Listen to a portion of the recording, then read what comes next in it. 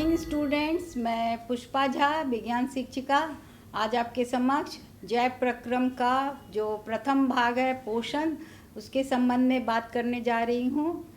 आपको याद होगा कि जैव प्रक्रम का जो प्रथम भाग है, 4 पार्ट उसमें हमको करना है। पाचन तंत्र, श्वसन तंत्र, परिसंचरण तंत्र और उत्सर्जन तंत्र। तो इसमें आज हम सर्वप्रथम पाचन तंत्र, मानव पाचन तंत्र करेंगे और प्राणी समभोजी पोषण जो है उस पर भी मैं प्रकाश डालूंगी और तब मैं मानव पाचन तंत्र आरंभ करूंगी। जैसा कि आप जानते हैं कि जैव प्रक्रम के अंतर्गत हम परपोषण विधि पढ़ेंगे। सर्वप्रथम हेट्रोट्रॉपिक न्यूट्रिशन, इसके अंतर्गत आपको मैंने बताया था कि मृतजीवी पोषण, परजीवी पोषण और प्राणी समपोषी पोषण, तो उसको हम लोग करेंगे आज, क्योंकि प्राणी समपोषी जो पोषण है, होलोजोइक न्यूट्रिशन, ये अधिक से अधिक जंतुओं के द्वारा इसी प्रकार का पोषण किया जाता है। इसके बारे में आपको बताएं कि ये क्या है। तो ये कॉम्प्लेक्स जटिल भोजन हम अंतःग्रहण करते हैं, उसका पाचन करते हैं, फिर अवशोषण करते हैं, स्वांगीकरण करते हैं और निष्कासन कर देते हैं। इन सारे 5 स्टेप्स को हम लोग जानेंगे और जिसमें हम अगर समेशन करें तो हम देखेंगे कि कॉम्प्लेक्स जटिल भोजन का धीरे धीरे पाचन होकर वह निम्नीकरण यानी कि ब्रेकडाउन ऑफ फूड मटेरियल होकर वह सरल रूप में परिवर्तित हो जाता है और इसमें कुछ बचे हुए पदार्थ होते हैं जो वेस्ट हैं, उनका निष्कासन होता है। यह एक कोशिकीय जीव अमीबा के द्वारा ही दिखाई जाता है और पैरामीशियम, ये दोनों एक कोशिकीय प्रोटोजोआ जीव हैं जिसको हम लोग सर्वप्रथम देखेंगे। और इससे हम ये समझेंगे कि अमीबा जो एक कोशिकीय स्वतंत्र जीव है, वह भी इन सारे स्टेप्स को, ये 5 स्टेप्स को करता है। तो आप ध्यान देंगे, यह मैंने अमीबा बनाया है और इसमें भोजन का अंतःग्रहण ये अमीबा अपने सूडोपोड या जो फॉल्स लेग है, कूटपाद कहते हैं इसे, इसके द्वारा इसको घेर लेता है। घेर करके यह अंतःग्रहण करता है, अंतःग्रहण करके ये पाचन क्रिया आरंभ करता है और पाचन क्रिया आरंभ करने के लिए इसे हम लोग कहते हैं भोजन रसधानी, और यह पूरे में एसिमिलेट होता है और इसमें कुछ वेस्ट मटेरियल बनने लगते हैं जो यहाँ आप देख रहे हैं किनारे पर, उसके सतह के किनारे पर आने लगता है और यह वेस्ट मटेरियल का जो बचे हुए पदार्थ हैं, नाइट्रोजनस वेस्ट जिसको कहते हैं, इनका निष्कासन या बहिष्करण हो रहा है। अब ये चूंकि सूडोपोडिया के द्वारा ये अपना शेप बदल कर ही ये इस कार्य को कर लेती है, इससे थोड़ा सा डेवलप्ड ये हमारा दूसरा एक कोशिकीय जीव है पैरामीशियम। इसका फिक्स है, शेप जो है वो फिक्स है, स्लीपर शेप्ड इसका स्ट्रक्चर है और इसमें एक भोजन का कण प्राप्त करने का एक स्थान है जिसे हम लोग साइटोस्टोम कहते हैं। तो यहाँ हम इससे इसका थोड़ा विकास देखते हैं, ये विकसित है इससे, जबकि यह एक कोशिकीय प्राणी ही है और यह भोजन के कण इस साइटोस्टोम के द्वारा अंतःग्रहण करके ये भोजन रसधानी बनाकर धीरे धीरे यह स्वांगीकृत होता है और पूरा इसका अवशोषण और स्वांगीकरण हो जाता है। इसमें कुछ बचे हुए नाइट्रोजनस वेस्ट पदार्थ जो बचते हैं वो यहाँ हम देख रहे हैं अविसरण डिफ्यूजन विधि से इसका निष्कासन बाहर, यहाँ भी एक आप देख रहे हैं कि एक आकार जिसके द्वारा ये भोजन का जो अवशिष्ट पदार्थ है वो बाहर चला जा रहा है। तो हम कह सकते हैं कि एक कोशिकीय जीव से ही ये 5 स्टेप्स को करना और भोजन के जटिल रूप को धीरे धीरे ब्रेकडाउन कर, हिंदी में हम कहते हैं निम्नीकरण करना, इसके द्वारा यह भोजन को सरल रूप में प्राप्त कर यह अपने जीव का जो वृद्धि विकास है और उनके जो अन्य कार्य है कोशिका के, उसको ये संपादित करता रहता है। अब हम लोग इससे सबसे जो हाईएस्ट जो जीव है मानव, उनका पाचन तंत्र हम लोग देखेंगे कि वो भी इन सारे स्टेप्स को कैसे कैसे करते हैं, या हम लोग आगे अब सीखने जा रहे हैं। तो यहाँ मैंने भोजन का एक चित्र बनाया है कि भोजन कैसे ग्रास नली में फैल करके और सिकुड़ के ये अंदर निगलना क्रिया होता है। यहाँ मैंने एक दांत का भी विन्यास बनाया कि हमारे अंदर कितने प्रकार के हमारे दांत होते हैं। तो हमारा 2 इंसीजर है, 1 कैनाइन है, 2 प्रीमोलर है और 3 मोलर है, यानी 8। यहाँ मैंने इसका फॉर्मूला भी लिख दिया है। तो एक ऊपरी जौ में या नीचे जौ में बराबर मिलाकर 32 दांत होते हैं। तो ये एक आप देख रहे हैं 8 8 16, यानी एक लोअर जॉ या अपर जॉ, और इसी तरह से दोनों जोड़ देंगे तो 32 दांत होते हैं। इसके बाद इसमें ये गम्स हैं जिसमें कि यह फिक्स रहते हैं, इसकी रूट्स, और ये जीवित है और इसमें बहुत सारे नर्व्स हैं। तो ये हमारी दांत की विन्यास है। और इसमें जो काटने का, चबाने का, कुतरने का, चबाने का, काटने का और फिर से उसको गीला करके मुलायम करने का, ये हमारे मुख गुहा में रहता है। और जीभ का भी इसमें काम है। वो मस्कुलर एक स्ट्रक्चर है जहाँ पर लार ग्रंथियाँ बहुत सारा है, और ये उसको मुलायम करने में भोजन को, तो कुछ हद तक भोजन काटने उसे चबाने से वह मुलायम और गोल जैसा हो जाता है। और इसको यहाँ आप देख रहे हैं गले से निगलने की क्रिया हम दिखाने का कोशिश किए हैं। यह इसे पेरिस्टाल्टिक मूवमेंट कहा जाता है। अब हम लोग पाचन तंत्र का कितने उसमें अंग हैं और उनकी बनावट अंदर से क्या है, ये हम लोग देखने जा रहे हैं। ये एक पूरा आहार नाल है जो मुख गुहा से आरंभ होकर शुरू होती है और ये अंत हो करके ये रेक्टम, एनस, गुहा, मल द्वार के तक ये है। यह लगभग 8 से 10 मीटर तक इसका साइज बताया जाता है। और आप लोग इसको यहाँ से देखें, जैसा अभी मैंने आपको बताया दांत के बारे में बनावट, तो यहाँ मुख गुहा है, उसमें दांत है, जीभ है और लार ग्रंथियाँ हैं। मुख गुहा का वातावरण थोड़ा सा एसिडिक रहता है, लगभग 6.8 उसका रहता है pH, तो इसीलिए वो थोड़ा सा एसिडिक है। तो हम लोग यहाँ देखते हैं कि दांत की अगर हम अच्छी सी देखभाल नहीं करते हैं तो दांत में छेद होना, दांत में उसके मसूड़ों में दर्द होना, ये सब भी हो जाता है, क्योंकि एसिड का भोजन के टुकड़े बचे हुए इन सब पर रिएक्शन होकर वह आपके डेंट, जो डेंटाइन है, जो इनामेल है फर्स्ट, उसको वो काटने लगता है, डीके करने लगता है। तो ये दंत क्षय होता है। तो इसे आप याद रखेंगे कि मुख गुहा को साफ करना बहुत ही ज़रूरी होता है। मुख गुहा के पास से शुरू होता है फेरिंग्स, ग्रसनी। ग्रसनी जो है, ग्रसनी के पास एपिग्लॉटिस रहता है, वह उसको प्रिवेंट करता है भोजन नलिका में ही जाए, भोजन कहीं सांस नली में ना चले जाए, क्योंकि आप देख रहे हैं जस्ट बगल में सांस नली है। सांस नली में अगर चले जाएगा तो हम बहुत ही सफोकेशन होगा और हमारे साथ कुछ बड़ा घटना भी घट सकता है। तो इसीलिए हमें ध्यान से चबा चबा कर, लार बनाकर और गोला बनाकर हम अपने भोजन को ग्रसनी से डालेंगे और जल्दी जल्दी खाना नहीं खाएंगे। ये ग्रसनी ग्रास जो फेरिंग्स है, ये एक जंक्शन है जो सांस नली के लिए भी है और हमारे ग्रास नली के लिए भी है।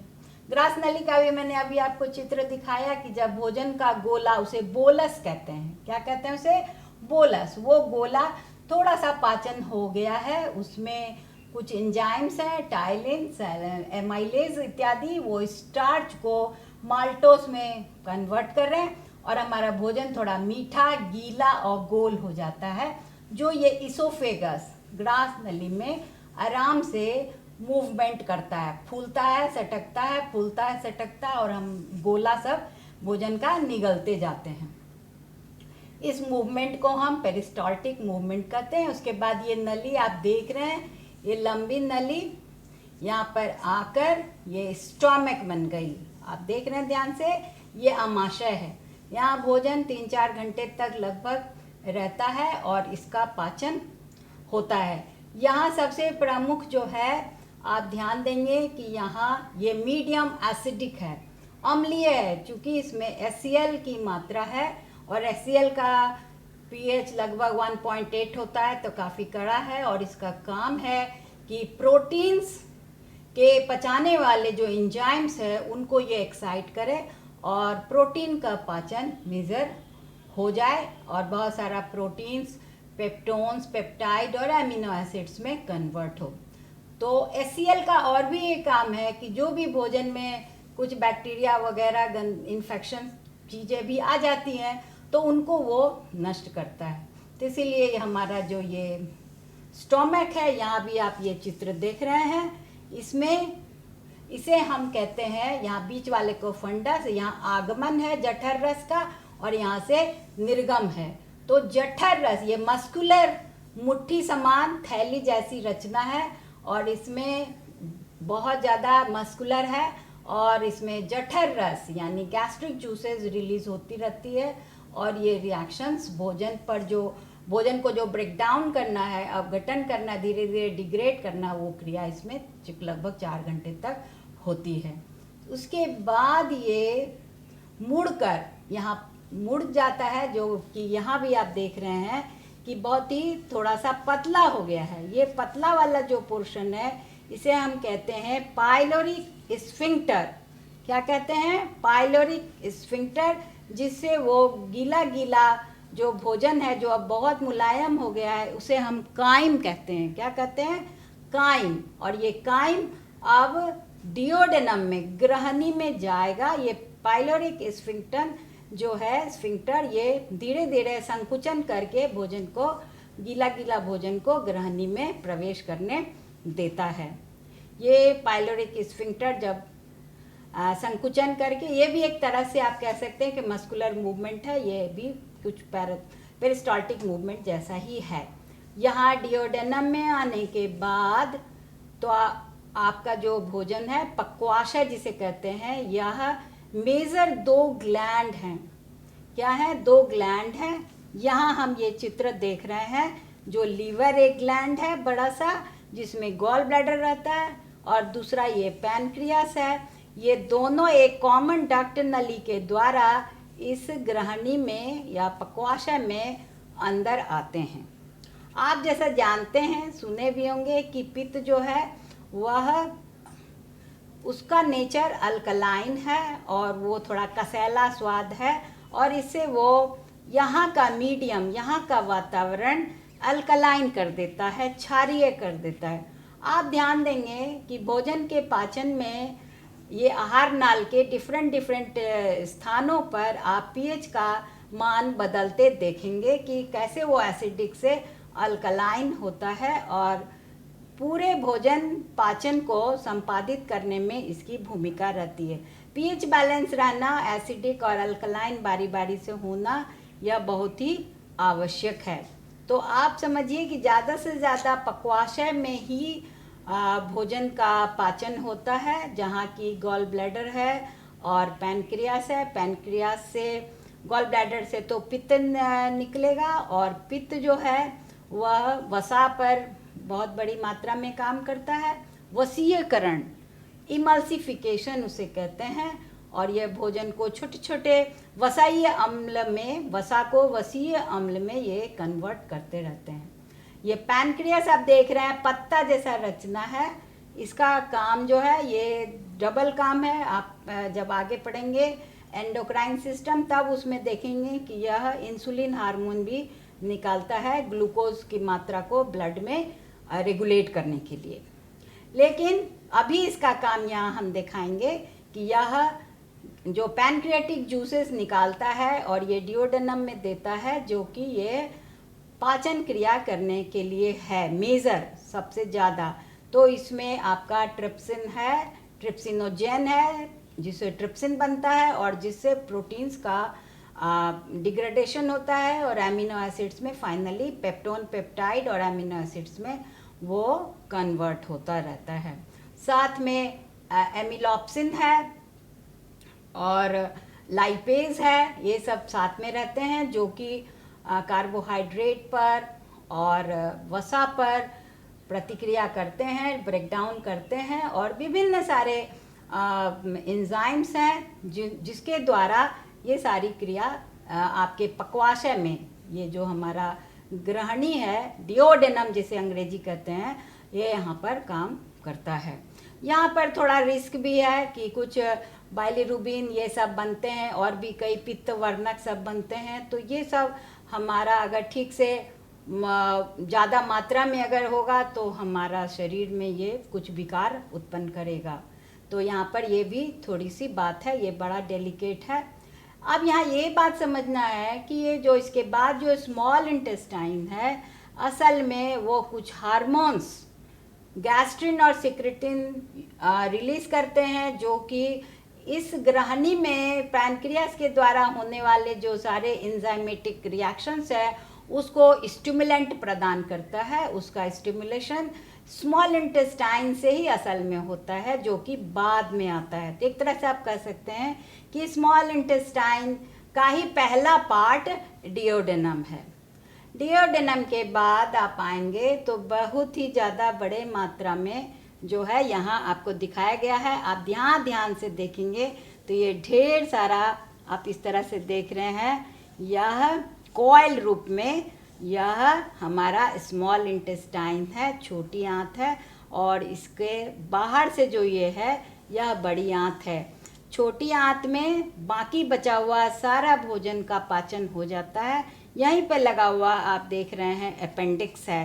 अपेंडिक्स एक रूडिमेंट्री ऑर्गन है, अभी इसका कोई वेस्टिजियल ऑर्गन भी इसे कहते हैं, लेकिन ये बताता है कि कभी हम बहुत ज़्यादा घास खाते थे, उस टाइप का चीज़, और जिससे पाचन, जो सेल्यूलोज का पाचन होता है, उसके लिए जो शाकाहारी जानवर है, गाय भैंस इत्यादि, उनका बहुत ही बड़ा होता है ये पोर्शन।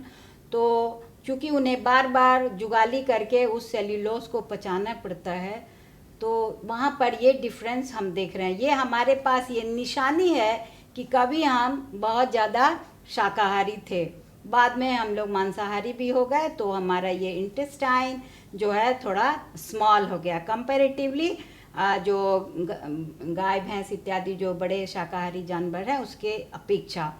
तो ये हमारा एक वेस्टिजियल ऑर्गन है जो हमको बताता है का इसमें बहुत सारा कुछ टॉक्सिसिटी भी जमा हो जाता है, अधिक तेल घी पकौड़ा ये सब खाने से, तो इसको कभी बहुत दर्द भी होता है, तो एकाएक इसका फटने का डर रहता है, तो उस समय इसको ऑपरेट करके निकालना पड़ता है। अब यहाँ से आप देख रहे हैं कि ये लार्ज इंटेस्टाइन हो गया। लार्ज इंटेस्टाइन आप देख रहे हैं, तो ये स्मॉल इंटेस्टाइन में लगभग भोजन पूर्णतया पच गया है, और इसका अवशोषण भी इसके अंदर विलाई है जो यहाँ पर दिखाया, अभी मैं फिर और डिटेल दिखाऊंगी।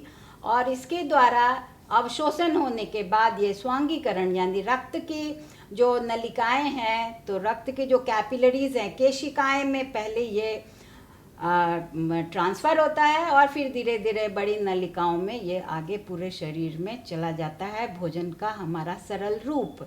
तो ये भोजन का स्वांगीकरण इसीलिए बड़ा लंबा चौड़ा है कि धीरे धीरे धीरे करके इसमें अवशोषण और स्वांगीकरण होता है, और कुछ हद तक डाइजेशन भी लास्ट पार्ट का हो जाता है।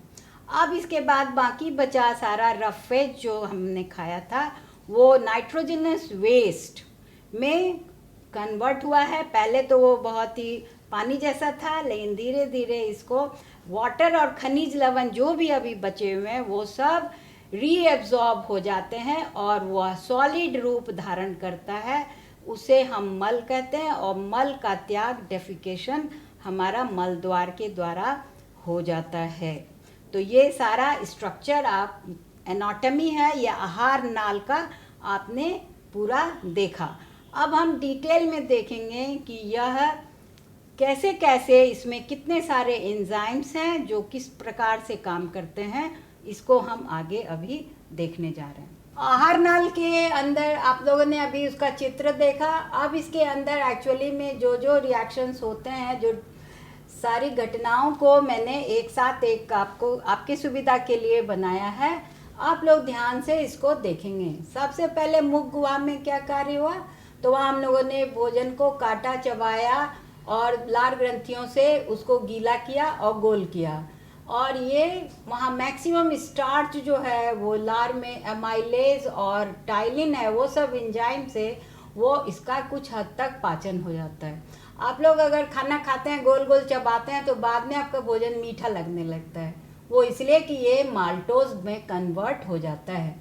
यहाँ वातावरण पीएच जो है हमारा वो 6.8 है, यानी एसिडिक मीडियम है स्लाइटली, और इसे जब गोला बन जाता है इसे हम बोलस कहते हैं।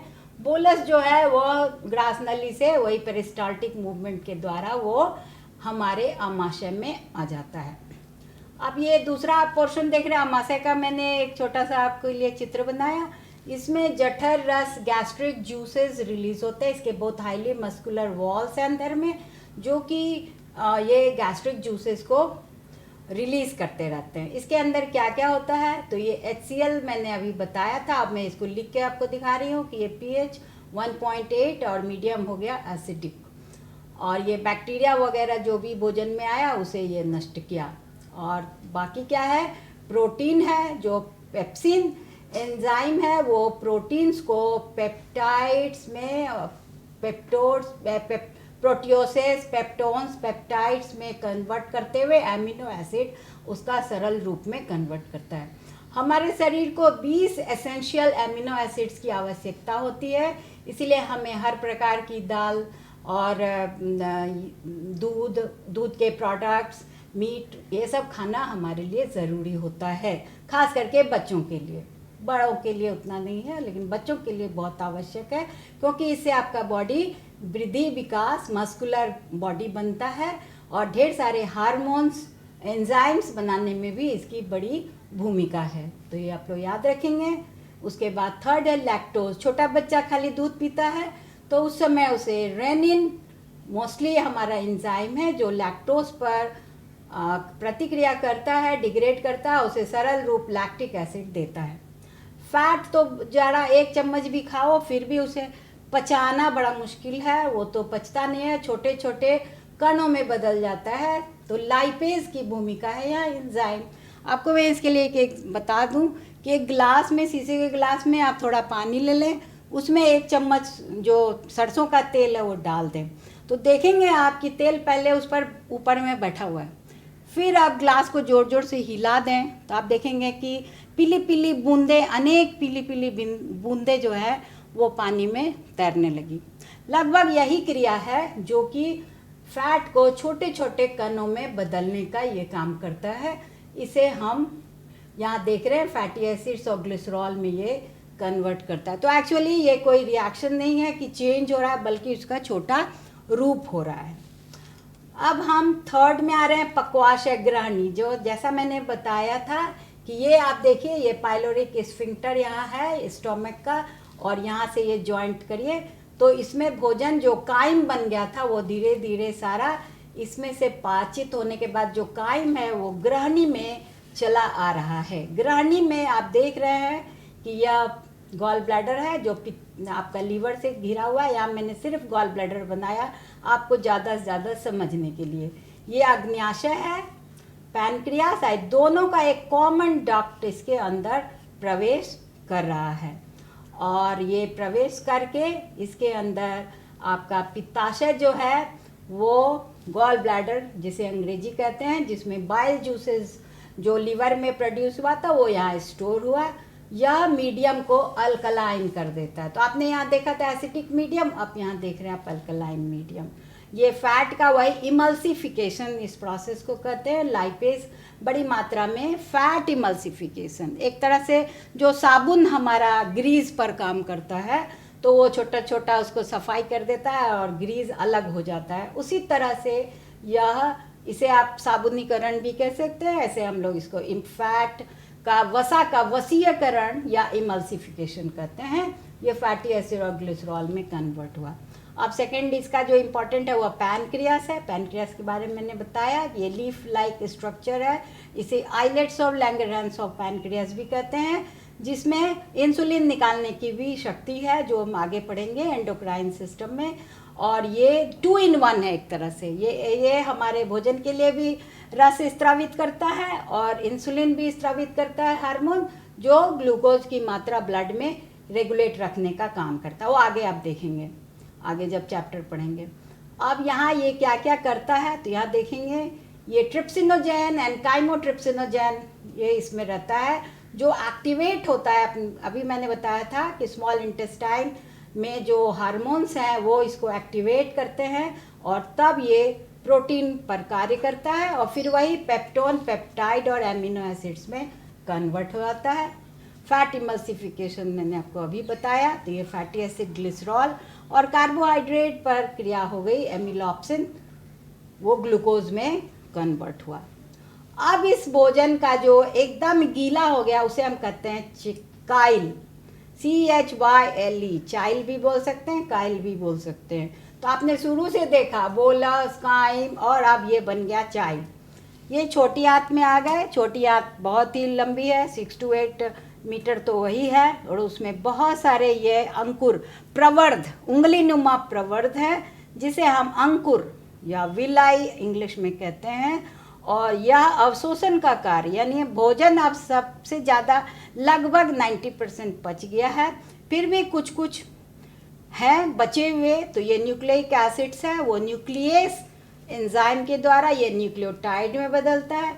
डायप्टेस है जो प्रोटीन्स को एमिनो अम्ल में बदलता है। माल्टेस है जो माल्टोस को कन्वर्ट करके ग्लूकोज और फ्रुक्टोस में कन्वर्ट किया। फिर वही दूध वाला लैक्टेस है जो लैक्टोस को ग्लूकोज और गैलेक्टोज में कन्वर्ट कर रहा है। सुक्रोस ये कार्बोहाइड्रेट का इम्पॉर्टेंट रूप है, ये सुक्रेस एंजाइम के द्वारा ये ग्लूकोज और फ्रुक्टोज में कन्वर्ट होता है। तो इस तरह से हमने यहाँ भी थोड़ा बहुत पाचन देखा। लगभग 90% पाचन यहाँ से होके आया था, अब ये पूरा हो चुका है। और अब इसका अवशोषण होगा क्योंकि भोजन का सरल रूप ग्लूकोज और एमिनो अम्ल और लैक्टिक एसिड और फैटी एसिड्स ये सब बन गया है। तो इन सब का ये उंगलीनुमा प्रवर्ध जो मैंने आपका एक माइक्रोस्कोपिक स्ट्रक्चर बनाने का कोशिश किया है, जिसके अंदर आप देख रहे हैं कि ये लैक्टियल को जो लैक्टिक एक एसिड्स है उसके लिए अलग है और ये दोनों लाल और ब्लू आपको समझ में आ रहा होगा। लाल है रक्त जो प्योर है उसके लिए जो आर्टरीज है उसकी केशिकाएं, धमनी की केशिकाएं, और ब्लू वाला जो है वो गलत ये अशुद्ध रक्त वाला है तो वो शिरा केशिकाएं, शिरा। तो इन दोनों में आपका ट्रांसफरेंस होता है और ये सारा बहुत सारा है, ये हजारों है ये अंकुर और ये परत क्रमशः धीरे धीरे ये सारा भोजन का रस को, इसलिए रसांकुर भी इसको कहा जाता है, ये सब इसके द्वारा अवशोषण हो गया।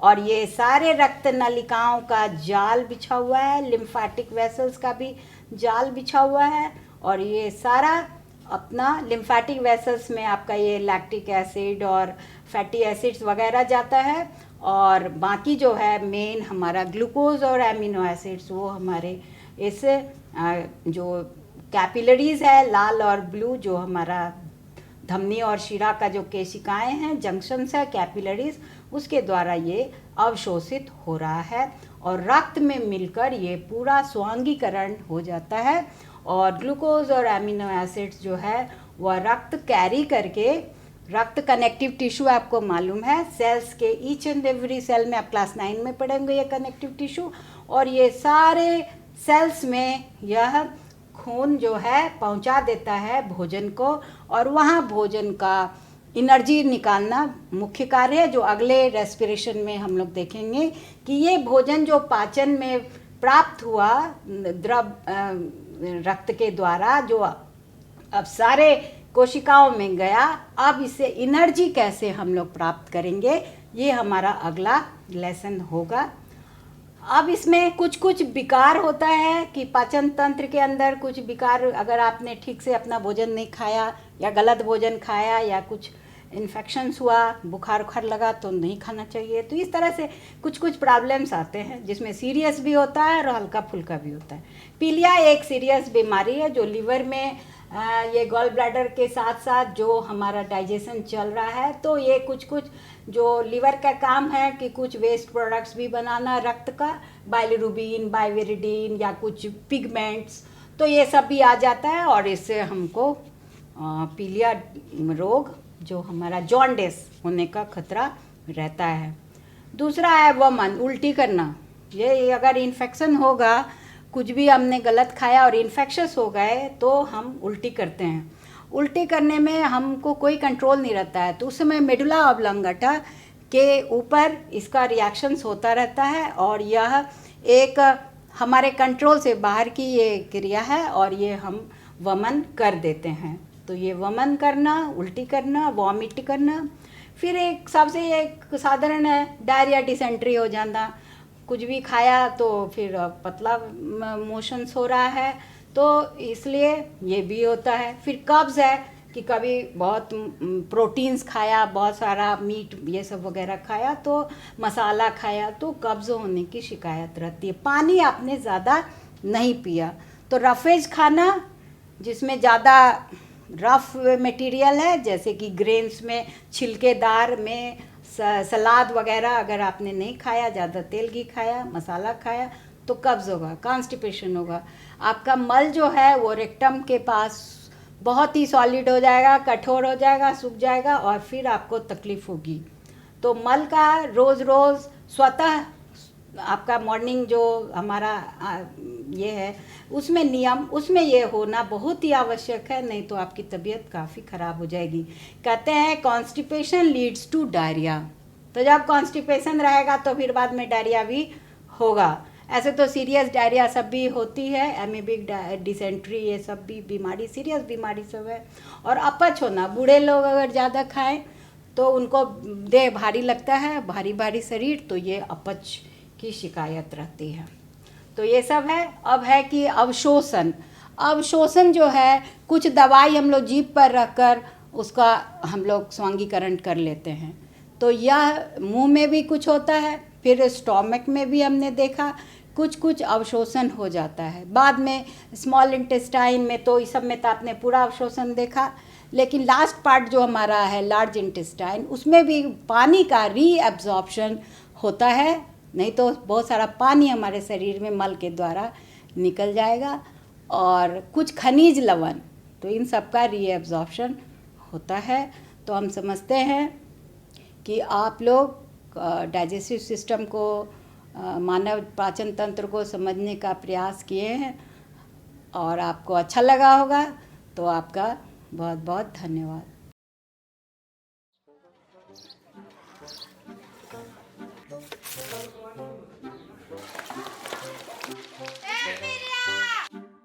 आज क्या सीखा?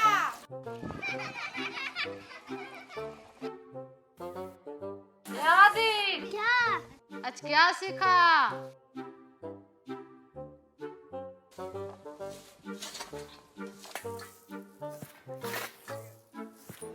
ए मुन्ना, क्या? आज क्या सीखा?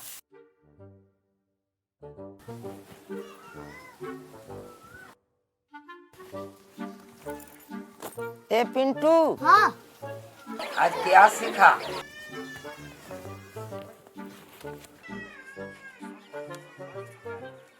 दादी ये देखो, बब्बन बंदर ये बहुत बदमाश है और ये इसे स्कूल जाना बिल्कुल भी पसंद नहीं है।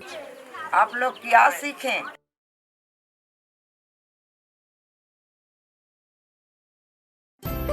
आइए हम मिलकर अपने बच्चों के भविष्य को एक नई उड़ान दें। आज हम पूछेंगे तो कल ये सीखेंगे।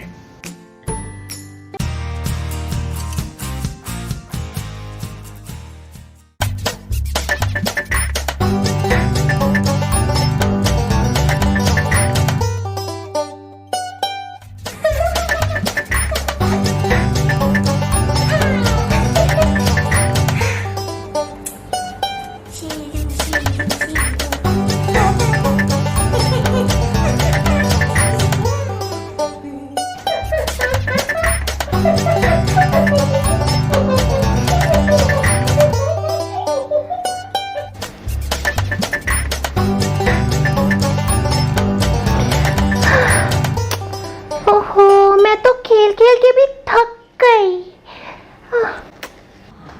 अब्बा, ओ तारा, मैं बोल तारा बोर हो रही है? तो ठीक है तारा, चलो एक क्विज खेलते हैं। क्विज? हाँ, मैंने तुम्हें कोरोना वायरस के बारे में बताया था ना। देखे तुम्हें याद है कि नहीं? मुझे सब याद है अब्बा, आपने मुझे बताया तो है। ठीक है, तो हो जाए कोरोना क्विज। हो जाए। तो बताओ कोरोना क्या है? कोरोना? इजी। कोरोना एक तरह का विषाणु है, वायरस, जिसके कारण इंसान बीमार हो सकते हैं। उन्हें सांस लेने में मुश्किल हो सकती है और वो मर भी सकते हैं। ये बताओ कि कोरोना कैसे फैलता है?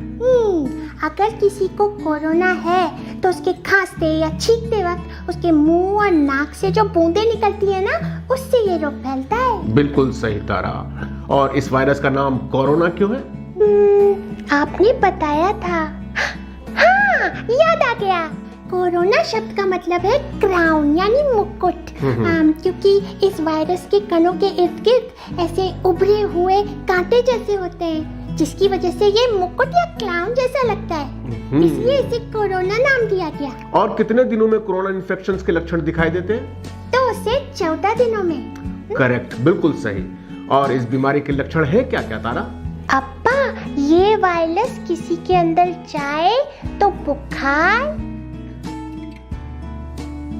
खांसी, गले में खलाश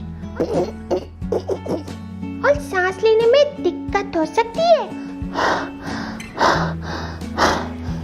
वाह, इसे तो सब कुछ याद है। बहुत अच्छे तारा, बहुत अच्छे। थैंक्स अब्बा। पर अब देखते हैं कि आप कोरोना क्विज में कितने नंबर लाते हैं। ओके, ठीक है, पूछो। तो बताइए कि कोरोना वायरस से सबसे ज्यादा खतरा किसको किसको है? जो ऐसी जगह की यात्रा करके आए हैं जहां ये वायरस फैला है, कोरोना से बीमार लोगों के संपर्क में आए लोग, 60 साल से ऊपर के बुजुर्ग लोग जो पहले से बीमार हैं। अच्छा अब्बा, इससे ठीक तो हो सकते हैं ना? देखो तारा, वैसे तो इसके 80% मामले घर में देखभाल से ही ठीक हो जाते हैं, पर यह बात याद रखना कि इसकी कोई दवा या वैक्सीन अभी तक नहीं बनी है, इसलिए इससे बच के रहना है, ठीक है? हाँ, मुझे पता है इससे कैसे बचेंगे। तारा, तुम्हें सब कुछ पता है, बोलो कैसे? हाथों को बार बार साबुन और साफ पानी से अच्छी तरह धोना।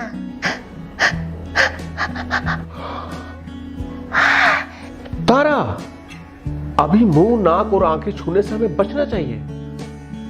ये लो। थैंक यू अब्बा। कोरोना से बचने के लिए खांसते छींकते समय रुमाल, टिश्यू या कोहनी से मुंह को ढको तारा, ठीक है?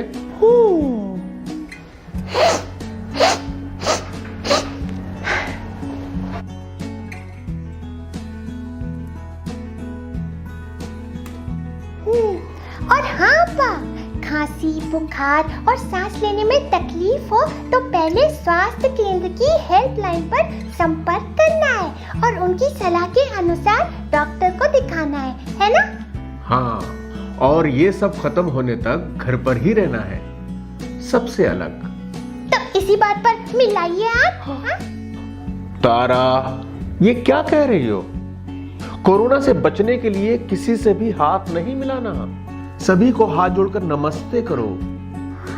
नमस्ते, ऐसे सभी को हाथ जोड़कर नमस्ते करो और 1 मीटर की दूरी से बात करनी है, ठीक है?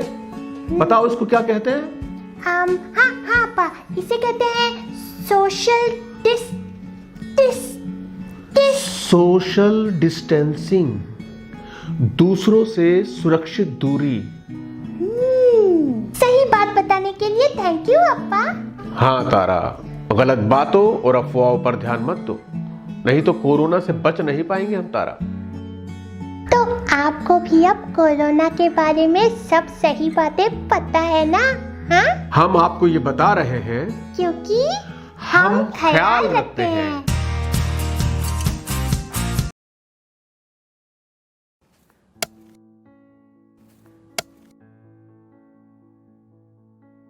अरे भाई राजू, क्या? अरे सुने कि कल चाचा कुछ बता रहे थे, क्या बोल रहे थे? हाँ, चाचा कल बहुत बढ़िया बात बता रहे थे। कह रहे थे कि हम लोगों को अपने बच्चा लोग के पढ़ाई लिखाई पे ध्यान देना चाहिए। सिर्फ स्कूल भेजने से कुछ नहीं होता। बात तो ठीक है, लेकिन हम लोग ये करेंगे कैसे? हम लोगों को तो पढ़ना लिखना भी नहीं आता है। हम भी यही सोच रहे थे। अरे वो देखो, मास्टर साहब भी सही टाइम पे आ गए। चलो उन्हीं से पूछ लेते हैं। मास्टर साहब प्रणाम। प्रणाम प्रणाम। मास्टर साहब, आपसे एक बात का जानकारी लेना था। हाँ पूछिए।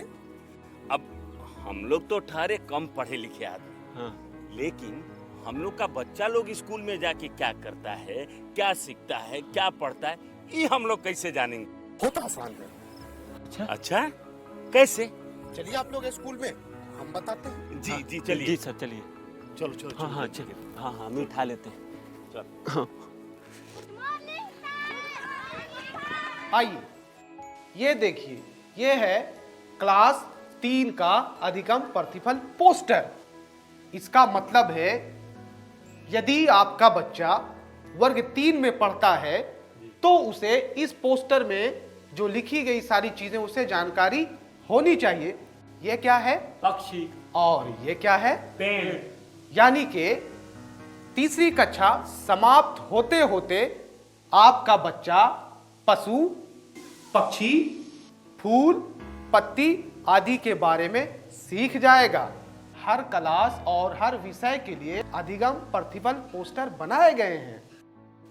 आइए कुछ दूसरे तरीके जानते हैं। जी सर। ये देखिए, ये है हमारे बच्चों की कॉपियाँ और ये है सही का निशान।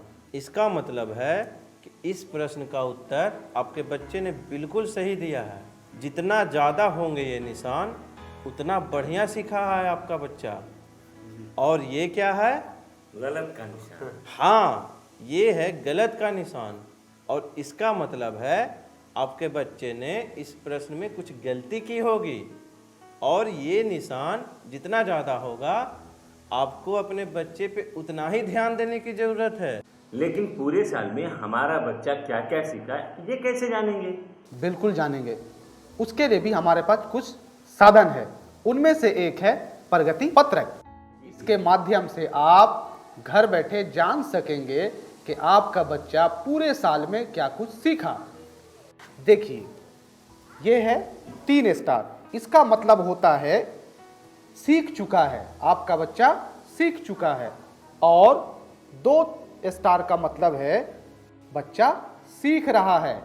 और 1 स्टार का मतलब अभी सीखने की आवश्यकता है। जी हाँ। ये तो बहुत आसान है। अब तो हम जैसे बिना पढ़े लिखे लोग भी अपने बच्चों की कॉपी आसानी से जांच कर पाएंगे। बिल्कुल जांच पाएंगे मनोज। हाँ। मास्टर साहब, आपने तो बिल्कुल सही बात बताई थी। तो ठीक है, चलते हैं। आज जो आपने हमको बताया है वो हम सबको बताएंगे। आप क्या करेंगे? आइए हम मिलकर अपने बच्चों के भविष्य को एक नई उड़ान दें। आज हम पूछेंगे तो कल ये सीखेंगे।